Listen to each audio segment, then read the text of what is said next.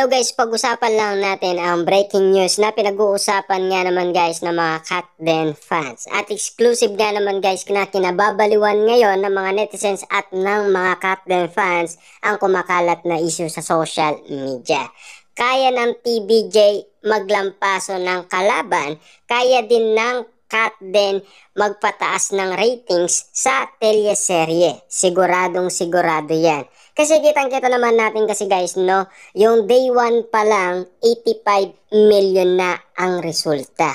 Kasi kitang-kita naman natin guys, ang mga nanood ay sobrang dami nga naman kasi. Posibleng hindi tataas ang ratings ng Katden kapag sila ay nagkaroon ng teleserye. Kasi alam naman natin guys, marami ang sabik sa kakaintay kina Catherine Bernardo at Alden Richard na sila naman ang pag-usapan. Lalong-lalo na guys, pinag-uusapan na sina Catherine Bernardo at Alden Richard na magkakaroon daw ng teleserye. Ang tanong kasi, saan nila ipapalabas yan? Sa ABS-CBN ba?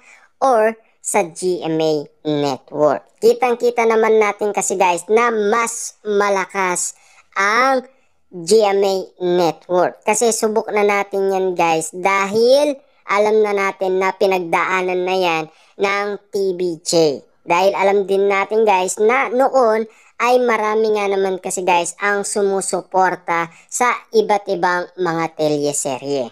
Lalong-lalo na guys, ito ay bago lang sa pandinig natin at bago lang sa mga napakagandang kwento na kinukwento sa atin at binabahagi na magkakaroon ng teleserye ang Katden.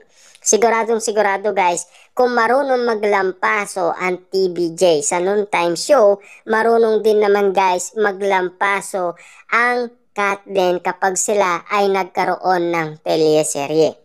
Siguradong sigurado tayo guys, kapag merong katapat nga naman yan na mga teleserye din, ay siguradong pasok na at panalong-panalo na ang Katden. Sa dami nga naman guys ng mga Katden fans na hanggang ngayon ay patuloy pa rin dumadami.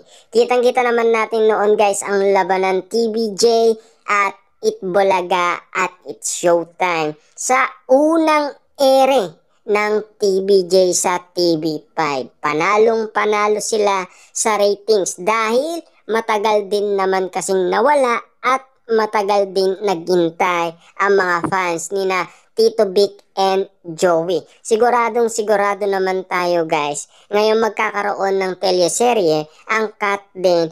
Mapapasok din yan guys sa pinakamataas na rating. Siguradong sigurado tayo guys dahil hindi pababayaan yan ng mga Katden fans. Siguradong sigurado tayo guys na gagawa sila ng paraan para lang tumaas ang ratings ng Katden. Naniniwala tayo guys dahil tadhana ang kumilos sa kanila.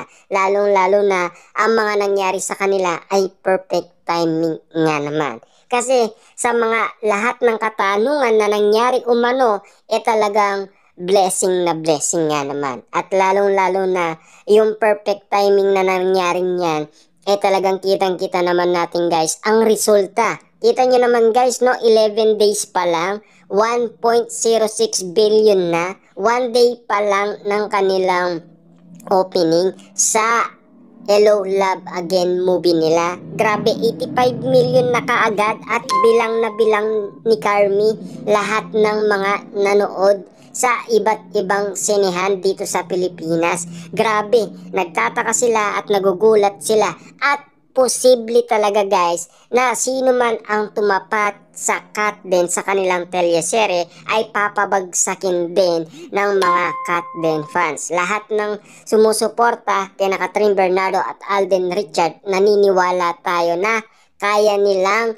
lampasuhin yun. Siguradong sigurado tayo. Kasi kung kaya ng TBJ, kaya din naman guys ng Katden. Sigurado tayo guys dahil sa usay ni Catherine Bernardo at Alden Richard na umarte. Kitang-kita naman natin guys na magiging patok yan at siyempre hindi pababayaan yan guys ng mga netizens at ng mga Katden fans na hindi tumaas ang rating. Sigurado natin guys na magiging number 1 yan. Kasi subok na natin guys noong sila ay nag-promote sa It's Showtime, talagang tumaas ang ratings ng It's Showtime. Lalong-lalo na ang ASAP, lalong-lalo na ang All Out Sunday, 'di ba?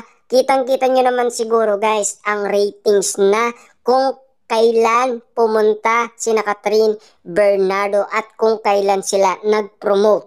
Kitang-kita naman natin guys kung bakit nga naman gusto ng mga ABS-CBN at ng GMA Network na magkaroon sila ng teleserye. Kasi nagpapataas nga naman kasi sila ng ratings. Pero kitang-kita naman natin guys kung sino ang nagpataas ng ratings nila. Walang iba kundi si Alden Richard at Catherine Bernardo. Kung kaya nila guys pataasin ang ratings ng iba, kayang-kaya din nila guys itaas ang ratings ng sarili nilang teledrama. 'Di ba? Kasi alam naman natin guys no, lahat ng mga Katden fans ay tutulong.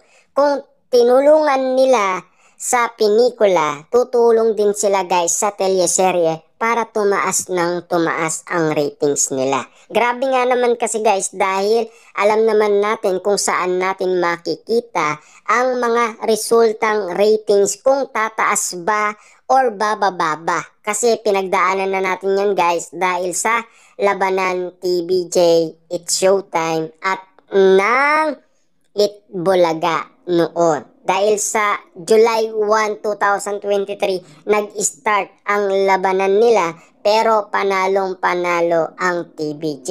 Sigurado naman tayo guys na maglalampaso ng kalaban ang Katden. Sinisigurado natin yan guys dahil alam naman natin guys kung kaya nilang pataasin ang ratings ng iba, kaya din naman nilang pataasin ang teleserye na bubuo ng kiligan, lambingan at sweetness. At siyempre, yun lang ang tanging iniintay ng mga Katden fans na magbibigay ng buhay sa kanilang nararamdaman ngayon dahil kailangan nila ng gamot dahil baliw na sila. Kung kailan nga naman guys babalik ang love team ni Catherine Bernardo at Alden Richard, kung matutuloy nga ba ang teleseryeng sinasabi nila.